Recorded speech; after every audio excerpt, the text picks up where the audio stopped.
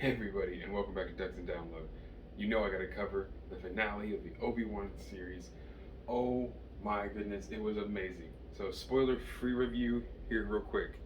It was absolutely stunning. The cinematography was brilliant. The sound, amazing. The overall rise and fall of certain characters was absolutely worth the wait, and I am so excited we got this, and all 51 minutes of it too. Now let's get into the spoilers. It opens up with Reva finally arriving on Tatooine, questioning a local water salesman about the location of Owen Lars. She's now definitely here to do something bad to Luke. It's going to then cut to Obi-Wan being pursued by Vader, a very A New Hope feel as the ship flies over and then the Imperial Star Destroyer flies after it, shooting at it as the ship tries to evade. There's going to be a lot of cuts between these two almost like different but very intertwined stories of Reva on Tatooine and Obi-Wan and Vader and their confrontation. Cuts back to Owen being warned by said water salesman that someone is looking for him while him and Luke were out trying to buy a new belt for a part of a ship that Luke had apparently broken while flying it. Definitely just like his dad. It'll then transfer back over to Obi-Wan, kind of coming to the realization that Vader's only after him. So if he leaves this freighter, then all of the survivors will be allowed to live because Vader wants Obi-Wan. He doesn't want anyone else, and he knows Vader has an obsession with him. So he plans to sacrifice himself and jettison himself from the ship in one of its drop ships. Of course, Princess Leia does not approve of this. Towards the end of the scene, we get Haja kind of becoming a real big part of the story in which he's going to help Leia return. Obi-Wan tells him, I need you to watch this girl, and he swears on his life, even acknowledging this might not mean much coming from me, but he swears to do what he can to protect Leia. When it gets back to the Tatooine scenes, we then have what is awesome and makes really amazing chops for the actors who get to play Owen and Beru Lars. Owen goes back and tells Beru that things are going to be good and someone is coming for Luke. And Beru says we are not running. Grabs the rifle and says, let's start planning. We're getting ready for this. Beru is a total badass and I am so here for that. When we cut back to the freighter, we have Obi-Wan talking to Leia. Through this conversation, Obi-Wan is going to remind Leia what it means to be a Jedi, to sacrifice, and that this is something that he just kind of has to do. Through that, though, he's also going to give her the holster that he got from Tala, kind of cementing her in this world of rebellion and having a blaster on her hip. It is a hilarious moment when she says there's no blaster, and he goes, you're only 10. I'm not giving you a blaster, Leia. It's absolutely amazing, and the chemistry between these two is so nice, and it was such a sense of fondness and caring and compassion. I loved it. But Obi-Wan called it right. Even with the Grand Inquisitor kind of questioning Vader in the moment, Obi-Wan takes a dropship, leaving the main freighter, and Vader does follow Obi-Wan.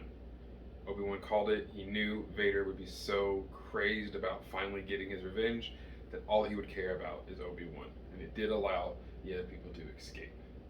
So now as Aunt Beru and Uncle Owen are preparing for the trap against Reva, Obi-Wan lands on a planet nearby, and he himself plans and waits to spring his attack or his duel with Vader. Once Reva arrives to the Lars homestead, Vader then lands as well. We get an epic shot of him leaving his shuttle and getting a confrontation face to face now again with Obi-Wan Kenobi. And this is when things go crazy. Obi-Wan is so angry and just knows he has to finish this. Whether he or Vader dies, it has to end here, or so he thinks, of course. They exchange a few words and then begin a clash, and this becomes absolutely the most mind-blowing cinematography I've seen in Star Wars in a long time. Their fight with the gorgeous background and the lighting and the effects that were thrown around visually with the lightsaber lighting, it was absolutely amazing. It was so much fun to watch, and it really just got my inner child reawoken. In this fight, Obi-Wan is using a lot of the tactics we saw in the last episode with the flashback. He is really reminding Anakin that he was his apprentice, and he knows all of Anakin's tricks. How amazing is it to see Obi-Wan take his very aggressive two-finger forward stance? Sorsu, he's going full on with Vader. This is no more playing. They continue to fight. Obi-Wan, again, using Vader's strength and mass against him, kind of like in judo fighting, which correlates back to his Sorsu lightsaber fighting style preference. He is then able to reposition himself around Vader multiple times, kind of pushing Vader back into a mountainous region. As things break loose on Tatooine and Reva goes to attack the Lars homestead, Beru and Owen lay down fire on Reva from covered positions as Owen constantly has Beru change position, him following her, throwing obstacles at Reva while shooting. That goes on, and then so as the dark side is kind of rising on Tatooine, so it rises on this other planet, and Vader is no longer just going to take this anymore. As they fight, he again gets a bit more pushed around and attacked. Obi-Wan grabs a stone and tries to crush him with it, and he holds it off. And he goes, "You've regained your strength, but your weakness is still there." And this is when he just lets loose his anger and does this awesome ground attack and just lays waste to the earth around him, opening an actual hole underneath Obi-Wan, like a pit that he falls into. When Vader walks over, standing over Obi-Wan in this pit, he then starts grabbing massive boulders and throws them, burying Obi-Wan underneath him, as Obi-Wan tries desperately with the Force to save himself and hold them at bay.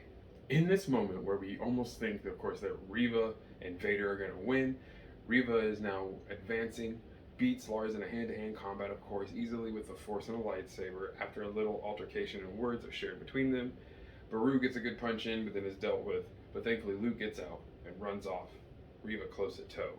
But this is when hope reawakens. Obi-Wan remembering Leia and young Luke, the promise he made, and his new oath he must take, and the new path he has as a Jedi. Not one of killing the Sith and taking revenge, but one of keeping the future safe and secure.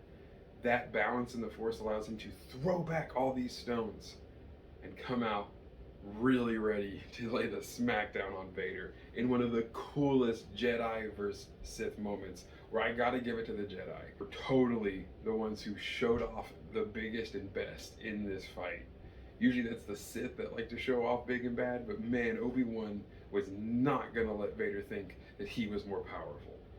Obi-Wan gets back to Vader through more fighting, just absolutely devastates him, pushes him back, and then this amazing T-pose for dominance summons all these boulders around him and just hurls a machine gun's worth of rocks at Vader for a good while, until eventually getting close enough to lay down an even closer attack.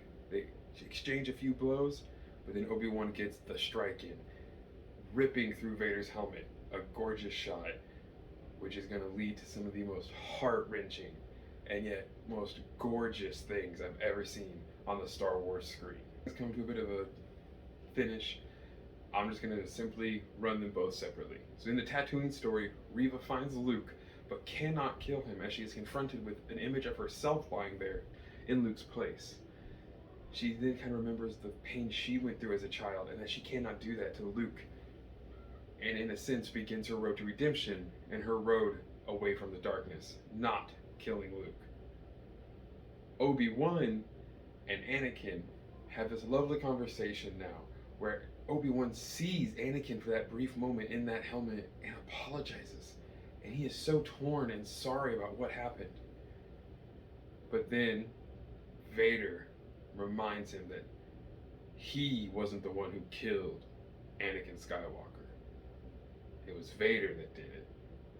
And there's a lot of power in that to really kind of cement this idea that Anakin is making Vader a different person and really pushing Vader to be an entirely different entity, either to protect himself from all the evil it's doing so it doesn't truly mar his soul, or because it is a split personality.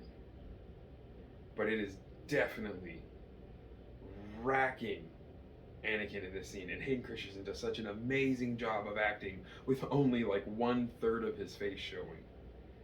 It was so beautiful, and it really pleased that inner kid in me again. These scenes of the prequels characters and these heroes from the prequels coming together and having these huge altercating moments, it is so amazing to really see. And to watch Obi-Wan realize that Vader has taken over Anakin entirely and his friend is gone, and all the pity he feels after pummeling the respirator and slashing the helmet to this sad carcass of dark side energy vessel. he tells Darth goodbye. This is when he has truly realized Anakin is dead, and he is not the one who can save him. He returns to Tatooine then, knowing that Luke was in trouble, thankfully finding Reva to have returned Luke as he arrives to the Lars family. They all share a moment in which Obi-Wan and Reva get to talk about how she believes she failed because she couldn't kill Anakin, and instead Obi-Wan reminds her that really what she's done is continued the Jedi way and done them honor and gave them peace by not falling and becoming like Vader, which Reva herself even mentions being worried about. I think it was a beautiful redemption arc for Reva, and I think it was exactly deserved and really good way to put her off somewhere else doing her own thing, but not having to muck around in the main storyline. Kind of like with Cal Kestis and Ezra Bridger.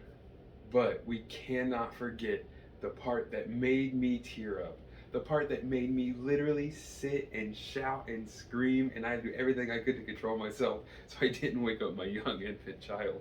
But I can't tell you guys enough how amazing it was to get to see Qui-Gon Jinn, Liam Neeson, reprising his role live, full Force Ghost apparition. It was so amazing to see. Even after he's dead, he can continue to study. So of course he was able to finally show up as a full body, and it was so brilliant. And I loved how quick and easy it was. There wasn't too many tears. Obi-Wan was just happy to finally have his mentor and teacher back, and Qui-Gon was just happy that he was finally able to realize he was there. It was absolutely amazing. And they could do a whole nother season where it's just Qui-Gon Jinn and Obi-Wan talking and sharing stories. Oh, I'd so be there. Give me up. It's nothing but flashbacks and campfire stories, and I think all of us would be happy to watch that. So let me know in the comments down below what your favorite and least favorite part of the Kenobi series was, and what you hope to see in future Star Wars programs. Thank you guys so much for coming and talking some Star Wars with me. I hope you all have an amazing rest of your day.